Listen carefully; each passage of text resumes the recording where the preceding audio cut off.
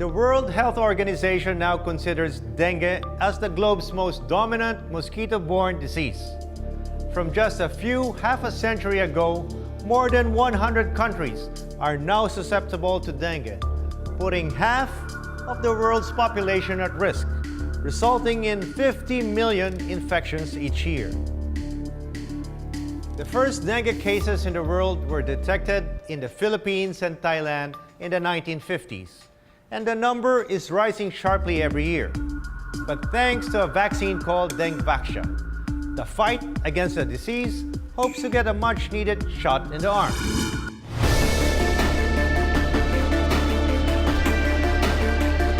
"100,000. This is the average number of Filipinos infected with dengue every year, according to the data from the Department of Health, or DOH. But dengue is a problem not just in our country. It is a global health concern. For years, experts have been finding ways to curb the spread of this stubborn disease. And now, after more than half a century, the world welcomes the very first dengue vaccine, the Dengue. This medical milestone comes in the heels of continuous dengue endemicity. From 9, dengue has spread to 128 countries in the last 50 years, and 2/3 of the affected population are in Asia. The dengue vaccine has been made as a live virus that has been weakened. Kinukuha yung genetic material ng yellow fever, pagkatapos yun namang yung ng dengue, and then kinukombine sila. So it's called recombinant. Nare-recognize ng body right away, ng immune system. Ang body ngayon, magkakaroon siya ng memory. No? Yung mga cells, mamememorize na niya. Sabi niya, kaya next time papasok ang ibang dengue virus, yan, o the same virus from where he had got, hindi na siya makakakuha ng infection kasi kilala na siya agad eh. So papatayin na siya agad ng mga cells na yon. One of the challenges during the development of Dengue was coming up with a vaccine that will be effective against 4 dengue strains or serotypes. With extensive research and trials, this was finally achieved. Ma-infect ka sa isa, you are not protected from the 3 others. The numbers are looking good for Dengue. Based on test results, Dengue has prevented 8 out of 10 hospitalizations and up to 93% of severe dengue cases.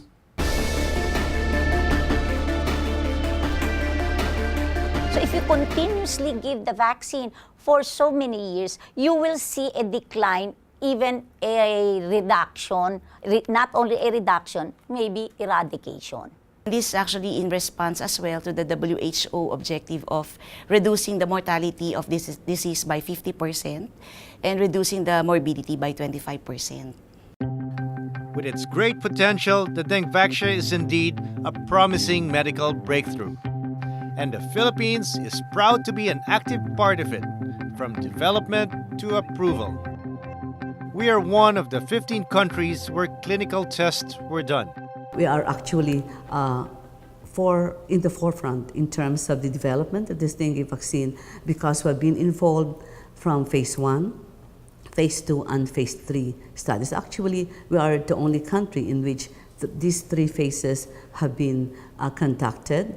The trials looked not just into the efficacy of the vaccine, but also into its safety. The vaccine is given for 3 doses at 6 months interval, so at 0, 6, and 12. It has been shown to be safe and effective. The Philippines was the first in Asia to approve its use and second in the world. This is a major innovation. This is a public health breakthrough. And with so many individuals around the world are awaiting for this vaccine, I think this is a game changer.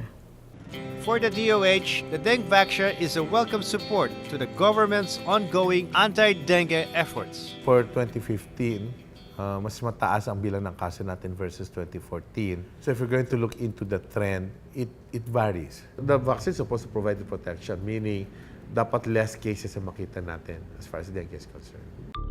The vaccine is set for public release during the first quarter of the year. It is specifically targeted to the 9 to 45-year-old age group. For the government naman, we're looking at this quarter, like halimbawa March or April, na ma-roll out siya sa mga selected areas muna. We need to prioritize. Unahin din natin siyempre yung mga lugar na hindi talaga kaya, na hindi maka-afford na makabili ng bakuna. The Catalan family is among those who have high hopes for the dengue vaccine. 4 of their 7 family members have already suffered from dengue. Ayun, traumatic. Kaya sasabi ko ngayon, pag may nilalagnat, mauuna pa akong mamatay kasi nga meron akong hypertension.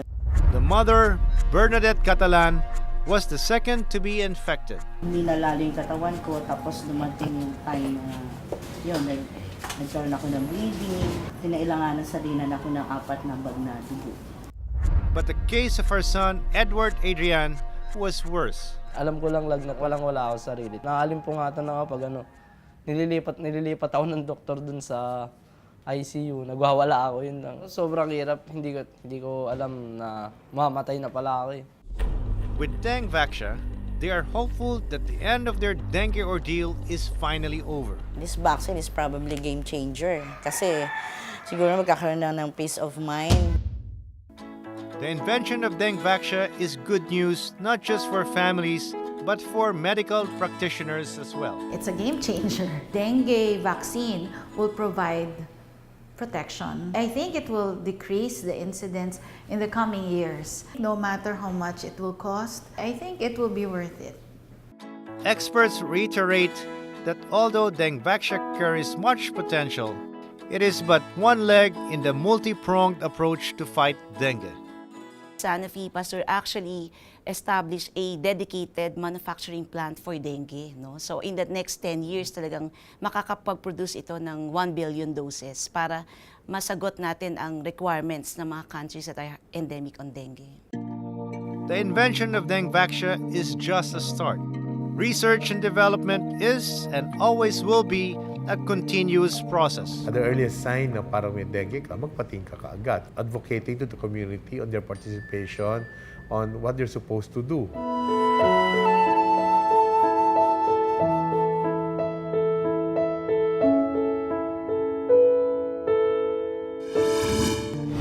Climate change, rapid urbanization. We cannot blame anyone but ourselves in the relentless spread of dengue. Maybe it's nature's way at getting back at us. We may have a cure for the disease now, but unless we mend our destructive ways, humans may not be able to find a cure for the next one. Up next, Meet Senora Santibáñez, the self-proclaimed queen of Philippine social media.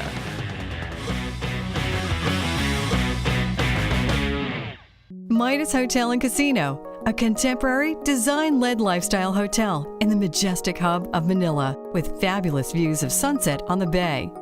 Midas offers designer amenities and guest rooms and suites, supreme restaurant options for sumptuous enjoyment, event studios for corporate meetings and vows, and a casino with world-class gaming. Here at Midas, we make days into moments. Sparkling creativity, it's stylemanship by Midas.